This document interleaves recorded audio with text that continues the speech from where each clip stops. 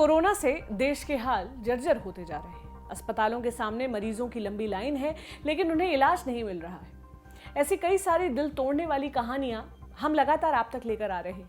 आप भी social media पर देख रहे होंगे। आज जिस केस के बारे में हम आपको बताने जा रहे हैं वो केस है लखनऊ का। यहाँ एक प्रेग्नेंट महिला को कोई भी अस्पताल एडमिट नहीं कर रहा क्योंकि वो कोरोना पॉजिटिव है। ग्राउंड पर मौजूद हमारी साथी स्वाति ने उस महिला के पति और सास से बात की। उन्होंने क्या कहा इस वीडियो के जरिए सुनिए। मेरी वाइफ प्रेग्नेंट है, उसका डिलीवरी टाइम है और मैं 4 दिन से दौड़ रहा हूँ। वो कोविड पॉजिटिव आ गई, कोई लेने को तैयार नहीं है। मैं 4 दिन से दौड़ रहा हूँ, टोल फ्री नंबर जितने उस पर कॉल कर रहा हूँ, कोई सुनवाई नहीं हो रही है। सीएमओ ऑफिस गया, वहाँ कोई नहीं मिला, वहाँ से यहाँ भेजा गया। यहाँ जितने अस्पताल गया वो कह रहे हैं जब तक आपको सीएमओ से बेड अलॉट नहीं होगा हम नहीं ले पाएंगे। क्या बता रहे हैं, कितने बेड खाली हैं? अभी कुछ बता रहे हैं? कुछ नहीं बता रहे मैम, कह रहे हैं जब तक बेड नहीं खाली होगा कुछ नहीं हो पाएगा। मैम बताइए डिलीवरी नहीं होगी क्या कोविड की वजह से? क्या करें बताइए, आखिरी समय चल रहा अभी है, 10वां महीना उसका लग गया है। माँ इनकी? जी, ये मेरी माँ है। जच्चा बच्चा दोनों को खतरा है मैम। बताइए ऐसे में हम क्या करें, कहाँ जाएं, कुछ समझ में नहीं आ रहा है। इनका सुबह से हम लोग दौड़ ही रहे हैं, यहाँ से वहाँ से यहाँ भेजा जा रहा है। अब बेड सभी अलाउड नहीं हो रहा, ना कोई इमरजेंसी सुविधा है, ना कोई एम्बुलेंस सुविधा है। बताइए कहाँ ले जाऊँ मरीज को? उसका प्रॉपर ट्रीटमेंट, प्रॉपर सारी रिपोर्ट्स मैं लेके बस 4 दिन से दर दर भटक रहा हूँ मैम। उनकी स्थिति कैसी है दोस्तों? उनकी स्थिति मैम ठीक नहीं है। ठीक नहीं, लेबर पेन कभी भी हो सकता है। उनको आइसोलेशन में रखा है, लेकिन मैम हमें हॉस्पिटलाइज कराना है। कोई समझ नहीं रहा है, कोई समझ नहीं रहा है, क्योंकि कभी भी जच्चा बच्चा को कुछ भी हो सकता है मैम। प्रेग्नेंट महिला का पति एक अस्पताल के सामने खड़ा था। वो बस यही गुहार लगा रहा था कि किसी तरह उसकी पत्नी को एडमिट कर लिया जाए और उसकी डिलीवरी हो जाए, ताकि उसकी पत्नी और बच्चे दोनों की जान बच सके। कई अस्पतालों के चक्कर काट चुका ये आदमी और उसकी मां इस वक्त बहुत परेशान है। हमारे यहाँ की सारी व्यवस्था बुरी तरह से चरमराते हुए दिख रही है। लोगों की मौत हो रही है, इलाज नहीं मिल रहा है। हम एक बार फिर सरकारों से अपील करते हैं कि आंख कान खोलिए, सुनिए आपकी जनता क्या कह रही है। ये थी आज की कोविड कथा। अब बढ़ते हैं दिन की बड़ी खबर की तरफ। कुछ महीने पहले एक महिला को सोशल मीडिया पर एक फ्रेंड रिक्वेस्ट आती है। वो उसे एक्सेप्ट कर लेती है, फिर अपने नए दोस्त से उसकी बातचीत शुरू होती है। देखते ही देखते अच्छी जान पहचान हो जाती है। फिर आता है महिला का बर्थडे। उसका नया दोस्त उससे कहता है कि उसने विदेश से बर्थडे गिफ्ट में महंगा वाला फोन भेजा है जो दिल्ली एयरपोर्ट पर है और इस गिफ्ट को पाने के लिए कस्टम क्लियरेंस चार्ज देना होगा। तब से लेकर आज तक महिला ने कथित तौर पर कस्टम क्लियरेंस के नाम पर 3 करोड़ 98 लाख रुपए गंवा दिए हैं। इस तरह का ये कोई पहला केस नहीं है जहां पर औरतें इस तरह की धोखाधड़ी का शिकार हुई हों। कई सारे मामले पहले भी आ चुके हैं। ऐसा क्यों होता है कि अक्सर औरतें ज्यादा इस ऑनलाइन फ्रॉड का शिकार होती हैं? क्या औरतों में टेक लिटरेसी रेट यानी टेक्नोलॉजी की समझ कम है? क्या औरतें इस तरह की धोखाधड़ी से खुद को बचा सकती हैं? अगर हाँ तो किस तरह? सब पर बात करेंगे आज की बड़ी खबर में। नमस्ते, मेरा नाम प्रतीक्षा है और आप देख रहे हैं दी ऑर्डिनरी शो। अभी जिस केस के बारे में हमने आपको बताया वो घटना महाराष्ट्र के पुणे की है। समाचार एजेंसी पीटीआई की रिपोर्ट के मुताबिक शिकार होने वाली महिला 60 बरस की है। एक प्राइवेट फर्म में काम करती है। जिस फ्रेंड रिक्वेस्ट की वजह से उसके साथ धोखाधड़ी हुई वो उसे अप्रैल 2020 में आई थी। यूजर ने खुद को ब्रिटेन का रहने वाला बताया था। 5 ही महीने में आईफोन सेंड करने का दावा किया और इसी चक्कर में महिला को हो गई धोखाधड़ी का शिकार। पुलिस ने बताया कि महिला ने 27 अलग अलग अकाउंट्स में 207 बार ट्रांजैक्शंस करते हुए 3 करोड़ 98 लाख रुपए गंवा दिए, यानी करीब 4 करोड़ रुपए। जब महिला को एहसास हुआ कि वो धोखाधड़ी का शिकार हो रही है तब उसने साइबर सेल में एक शिकायत की। पुलिस ने आईपीसी और आईटी एक्ट की कई धाराओं के तहत केस दर्ज कर लिया है और जांच चल रही है। इसी तरह मामला जनवरी 2021 में भी सामने आया था। तब दिल्ली और गोवा की जॉइंट साइबर क्राइम पुलिस ने टीम ने 2 अफ्रीकन नागरिकों की गिरफ्तारी की थी। दोनों पर आरोप था कि उन्होंने मैट्रिमोनियल साइट के जरिए गोवा की एक महिला से 37 लाख रुपए ठगे हैं। दोनों ने खुद को विदेश में काम करने वाला एक डॉक्टर बताते हुए मैट्रिमोनियल साइट के जरिए महिला से दोस्ती की, शादी का प्रस्ताव रखा, फिर कहा कि विदेश से एक महंगा गिफ्ट भेज रहा है। फिर इसी गिफ्ट के कस्टम क्लियरेंस यानी एयरपोर्ट पर क्लियरेंस के नाम पर महिला से 37 लाख रुपए ठग लिए गए। मामला जब पुलिस के पास पहुंचा तो पता चला कि जो प्रोफाइल मैट्रिमोनियल साइट पर बनाई गई थी वो फेक थी। पुलिस को आरोपियों के पास कई सारे मोबाइल फोन, सिम कार्ड्स मिले थे जो सब फेक आईडी कार्ड पर जारी किए गए थे। करीब 650 लोगों के डेटाबेस भी मिला था। इससे ये अंदाजा लगाया गया कि ये गैंग 650 लोगों को धोखाधड़ी का शिकार बना चुका है। आए दिन इस तरह की घटनाएं सामने आती हैं जहां औरतों से पहले या तो मैट्रिमोनियल साइट या सोशल मीडिया के जरिए दोस्ती की जाती है। सामने वाला उन्हें बताता है कि वो विदेश में रहता है, गिफ्ट भेज रहा है और कस्टम क्लियरेंस के नाम पर उनसे लाखों रुपए वसूल लिए जाते हैं। जब तक महिला को यह एहसास होता है कि वो ठगी जा रही है, तब तक वो लाखों रुपए गंवा चुकी होती है। 2 साल पहले भोपाल की एक महिला को एक गैंग ने 3.5 लाख रुपए का चूना लगाया था। 2019 में जबलपुर की एक महिला डॉक्टर के साथ भी ऐसी ही घटना हुई थी। ये जानने के लिए कि किस तरह धोखाधड़ी करने वाले लोग अपना शिकार चुनते हैं, हमने बात की भोपाल पुलिस के साइबर क्राइम यूनिट के पूर्व एएसपी संदेश जैन से। बताया कि ऐसी ठगी को अंजाम देने वाले लोग पहले अपनी शिकार के बारे में सारी जरूरी जानकारी जुटा लेते हैं, फिर सूटेबल शिकार चुनते हैं। ये काम एक तरह से सोशल इंजीनियरिंग कहलाता है, यानी शिकार के बारे में सारी जरूरी जानकारी किसी न किसी तरीके से इकट्ठा कर लेना। संदेश जैन ने आगे बताया कि ऐसे गैंग के लोग मैट्रिमोनियल साइट या किसी सोशल मीडिया साइट के जरिए ही शिकार को अप्रोच करते हैं, फिर जान पहचान होने के बाद बातचीत के लिए व्हाट्सएप पर शिफ्ट हो जाते हैं। ऐसे में शिकार का फोन नंबर मिल जाता है और फिर पार्सल वगैरह भेजने के नाम पर आपको ठग लेते हैं। संदेश जैन ने बताया कि अक्सर महिलाएं ही ऐसा धोखाधड़ी का शिकार होती हैं। ठगी करने वाले लोग ऐसे ही महिलाओं को शिकार बनाते हैं जो अच्छा खासा पैसा कमा रही हैं। अक्सर तलाकशुदा या विधवा औरतें इस तरह की ठगी का शिकार हो जाती हैं। शादी के नाम पर और करीबी दोस्त बनने का दिखावा करके जो ठगी की जाती है उसे टेक एक्सपर्ट्स रोमांस फ्रॉड कहते हैं और इसका शिकार अक्सर औरतें ही होती हैं। खासतौर पर वो औरतें जो या तो तलाकशुदा हो या फिर विधवा हो, क्योंकि जाहिर है वो भावनात्मक रूप से थोड़ी कमजोर होती है। ऐसे में उन्हें अपनी बातों में लाकर धोखा देना भी और आसान हो जाता है। इसके अलावा जो सेंसिटिव लोग और जो आसानी से किसी पर भरोसा कर लेते हैं, उन्हें भी बड़े आराम से शिकार बनाया जा सकता है।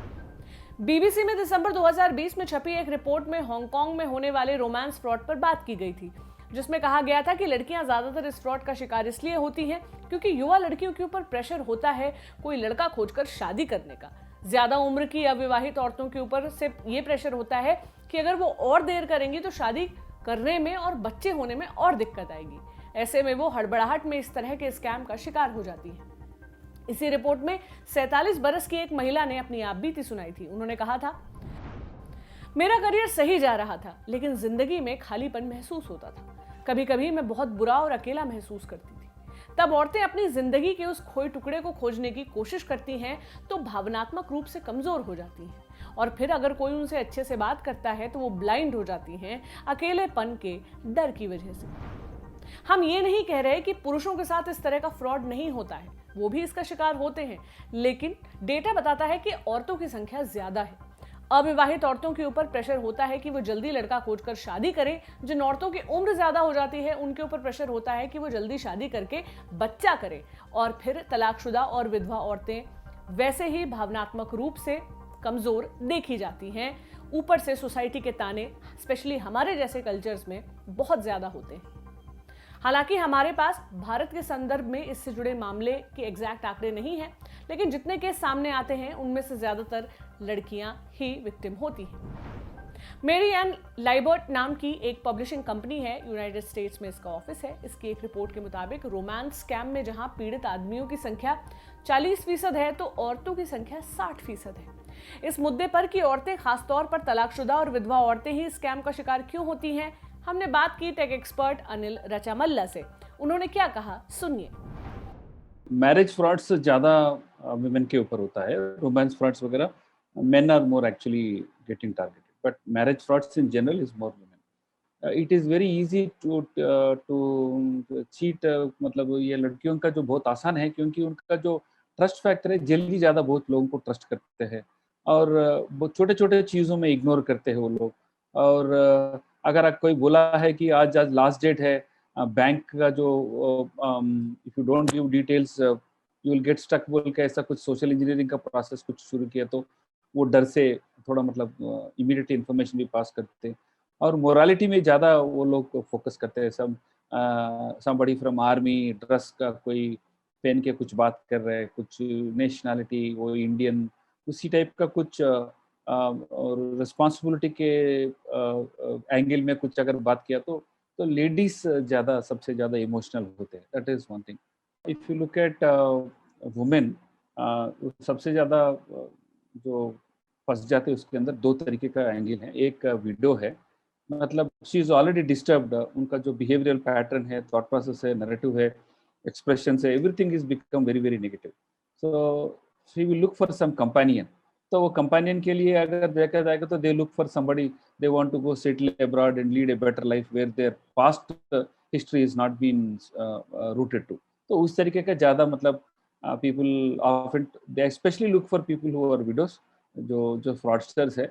और दूसरी तरीके का जो होता है एक सबसे ज़्यादा अब्रॉड में सेटल होने का जो इंटरेस्ट है, like looking for a spouse who works abroad or would like to study abroad, वो लोग मतलब these are the two kind of people who actually fall into most of the time marriage।